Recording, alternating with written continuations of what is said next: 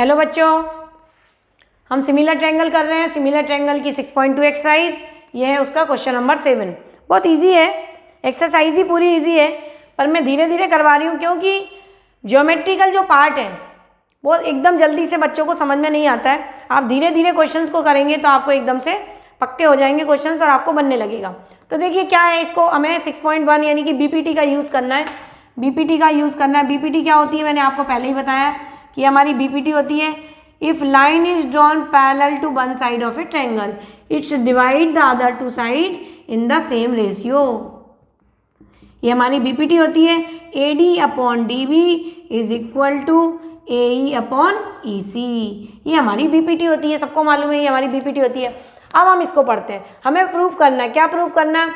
A line drawn through the mid point of one side. अब ये एक triangle है, ये हमारे पास एक ट्रायंगल है और एक साइड के मिड पॉइंट से, ये मिड पॉइंट यानी ये बराबर ये, उसने बोला ABC एक ट्रायंगल है, उसकी एक साइड के मिड पॉइंट से, ये हमारा मिड पॉइंट दे रखा है। उसने बोला मिड पॉइंट है, हमने भी बोला मिड पॉइंट है। इस मिड पॉइंट से हमें क्या करना है? Mid point of one side of a triangle parallel to another side, line drawn through the mid point of one side of a triangle parallel to another side. Mid point से एक line खींचनी है जो third side के कैसी होनी चाहिए? Parallel होनी चाहिए। जो थर्ड साइड के कैसी होनी चाहिए? पैरेलल होनी चाहिए।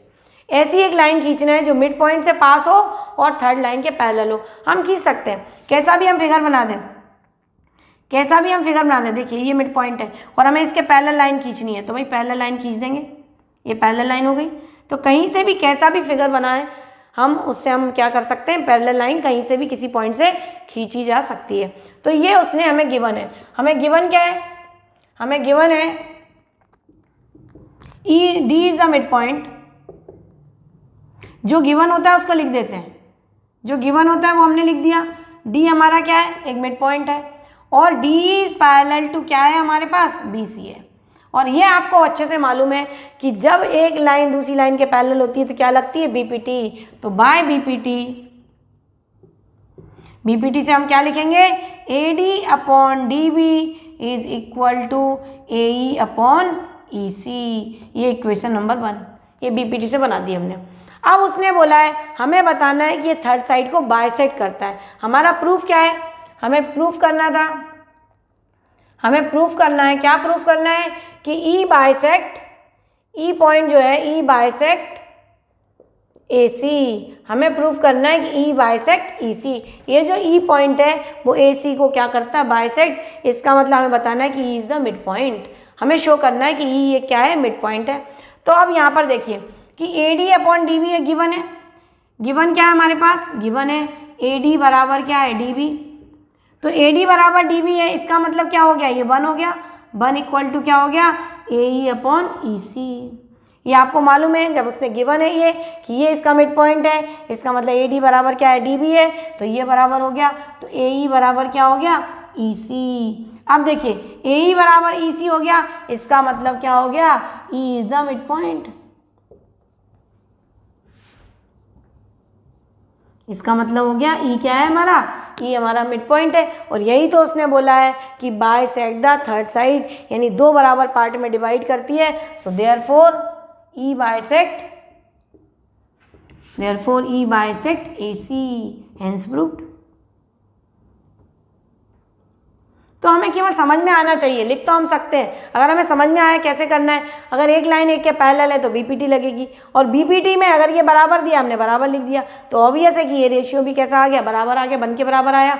और बन के बराबर आया तो AE बराबर EC हो गया, और AE बराबर EC का मतलब है E is the mid point. अब हम आते हैं इसके क्वेश्चन नंबर 8 पर। अब देखिए नया क्वेश्चन है, क्वेश्चन नंबर 8। ये क्वेश्चन नंबर हमारा 8 है NCERT का 6.2 का। Prove that the line joining the mid point of any two side of a triangle. देखिए क्या बोल रहा है, पहले तो अगर क्वेश्चन को हमें समझना चाहिए कि कोई भी ट्रायंगल है उसकी दो साइड के मिड पॉइंट, ये दो साइड के मैंने मिड पॉइंट ले लिए। ये ट्रायंगल है हमारा ABC और उसने बोला कि line joining the mid point of any two side of a triangle. Any two side of a triangle के मिड पॉइंट ले लिया और इसकी हमने लाइन ज्वाइन कर दी। ये लाइन ज्वाइन कर दी। तो वो बोल रहा है कि ये जो लाइन है ये थर्ड लाइन के कैसी होती है, पैरेलल होती है। वो बोल रहा है कि ये थर्ड लाइन के हमें क्या करना है, प्रूफ करना है। यानी हमें गिवन क्या है, हमें गिवन है कि D and E are mid point. हमें गिवन है D and E are mid point. ये हमारे क्या है, मिड पॉइंट है। और हमें प्रूफ करना है, टू प्रूफ क्या करना है, प्रूफ करना है हमें कि DE is parallel to BC। अब आप देखिए यहाँ पर क्या लगने वाला है, कन्वर्स। अगर कन्वर्स का मतलब है कि अगर ये रेशियो गिवन है तो लाइंस कैसी होती हैं, पैरेलल होती हैं। तो यहाँ पर अगर मैं AD और DB और AE और EC का रेशियो बता दूँ तो मेरा काम हो जाएगा। तो प्रूफ करेंगे हम। अब हमारे पास क्या गिवन है, उसने बोला D is the mid point. इसका मतलब सीधा सा मतलब है कि AD बराबर क्या होगा, DB। D अगर मिड पॉइंट है, गिवन है D is the mid point, और उसने बोला E is the mid point, तो AE बराबर क्या हो गया, EC हो गया। E is the mid point, ये दोनों बराबर हो गए। अब देखिए हम इसको ऐसा भी लिख सकते हैं, AD upon DB is equal to 1 लिख सकते हैं।